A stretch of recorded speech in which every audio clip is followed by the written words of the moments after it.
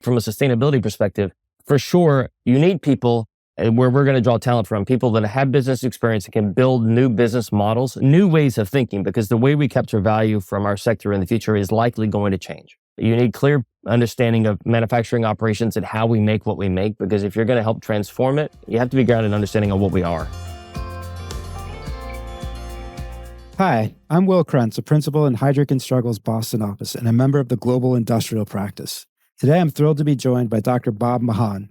Bob is an Executive Vice President, Sustainability, Technology, and Innovation and Chief Technology and Sustainability Officer at SABIC, the global chemical manufacturing company based in Saudi Arabia. He oversees the organization with 19 research centers and a talented team of over 1,700 people focused on process, product, and application innovation to support SABIC's growth. Additionally, he has responsibility for corporate sustainability, low-carbon business development, product stewardship, technology licensing, technology ventures, and chairs the ESG Steering Committee. Prior to joining SABIC in 2019, Bob completed a 21-year career at Dow, most recently serving the R&D Vice President for Packaging and Specialty Plastics and Hydrocarbons. He also serves as a member of the board and executive committee for the PIF Saudi Investment Recycling Company, Alliance to End Plastic Waste, and World Plastic Council.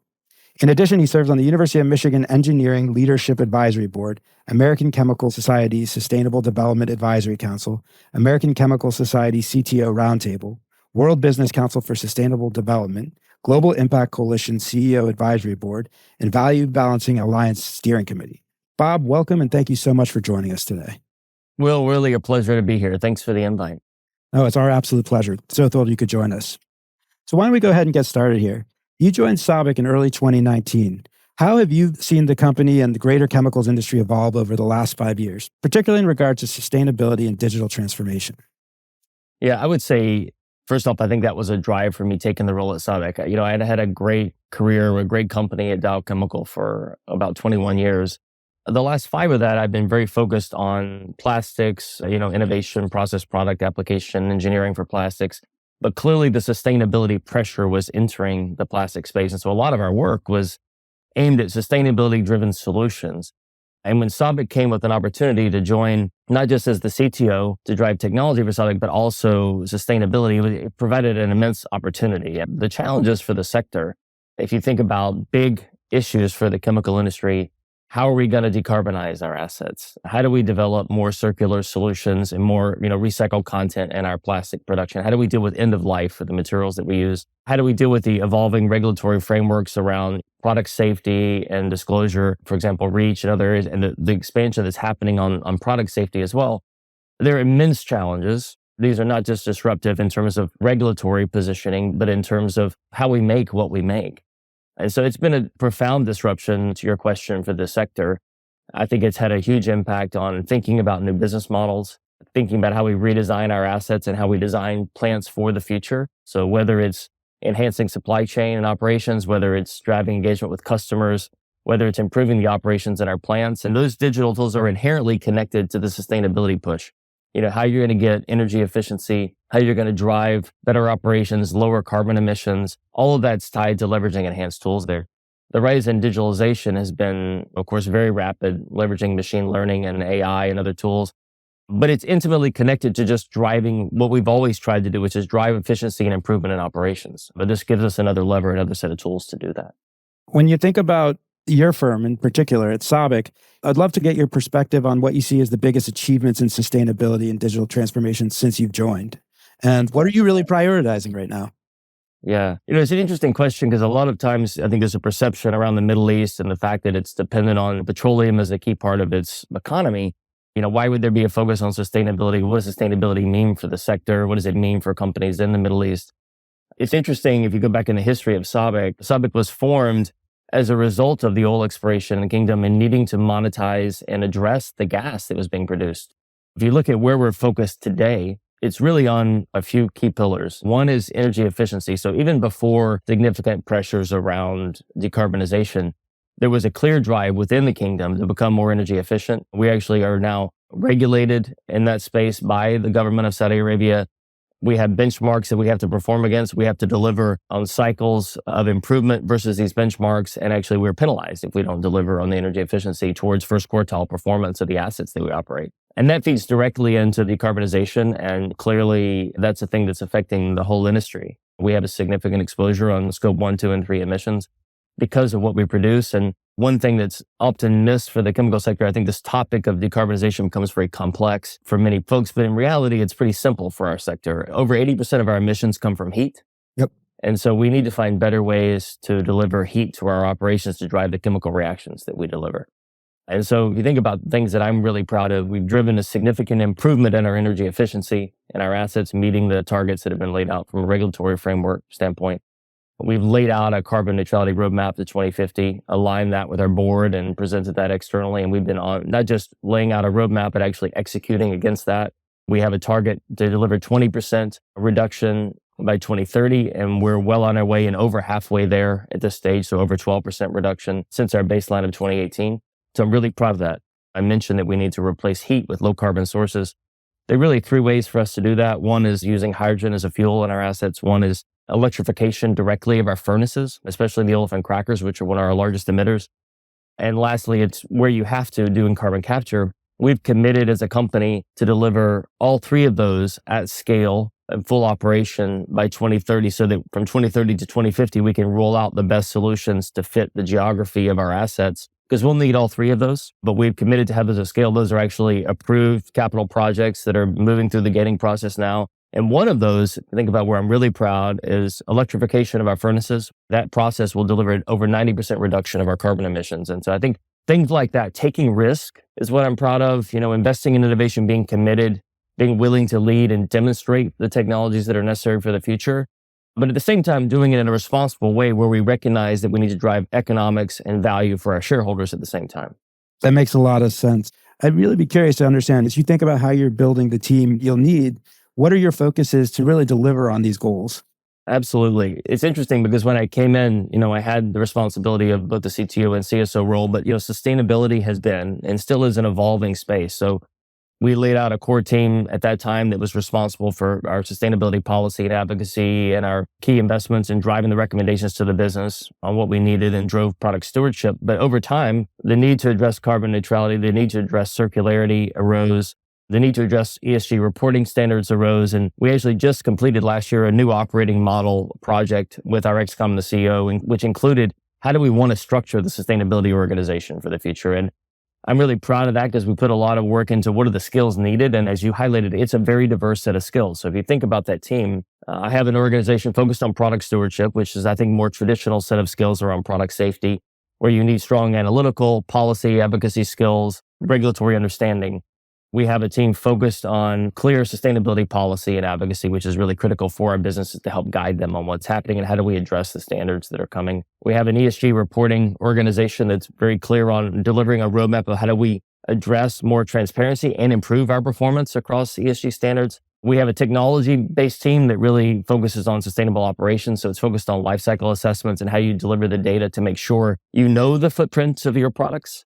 Also, what's unique is we built a low carbon business unit that sits within my organization that's focused on how do we have the infrastructure and business cases to deliver the value as we get into a space where you're not having more low carbon products as part of your portfolio. How do you, one, build the infrastructure and business cases to scale those projects?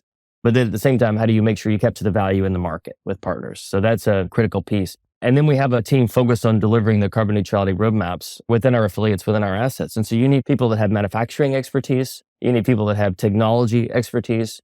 You need people that have a regulatory understanding. You need strong technical capabilities. You have to have people that can honestly communicate and represent what you're doing to the outside world and to the stakeholders that matter, whether it's our investors or it's the governments that we engage with or our customers, the value chain. You need to have an understanding of legal compliance as well. So there's a broad suite of capabilities that are needed. And what I guess I'm excited about is we brought all that together in a holistic way. Does it fully house everything that we need? I think no, because I think as we go forward, the landscape becomes even more and more complex. And that's, I think, what's been unique over the last 5 years and has driven probably the change in how organizations think about sustainability roles. Yeah, I think it's really fascinating that you hold both of those roles at SABIC because, as you pointed out, there is a policy piece, of course. Communications is critical, but at the end of the day, you have to develop the right products the right strategy to really meet your sustainable goals. So having the technology and sustainability piece really makes a lot of sense. Do you think this is a model that should be thought of for others in the industry? I mean, how do you see the role evolving? Is this the new template you think that works well?